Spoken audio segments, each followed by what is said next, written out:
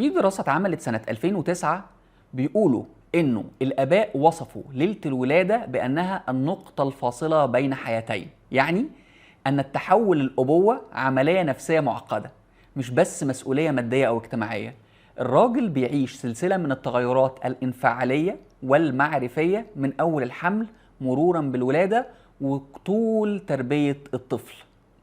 الولادة بتخلق انقطاع وجودي، يعني كأن الشخص القديم مات، محمد النسخة اللي كانت مجرد زوج وموظف بتروح ويظهر مكانها نسخة جديدة، نسخة الأب اللي بيشوف إنه ليلة الولادة دي فاصل زمني بين حياة بلا مسؤولية أبوية، أو خلينا نقول أقل مسؤولية، لحياة مليانة مسؤولية وأدوار جديدة، أدوار بنجربها لأول مرة.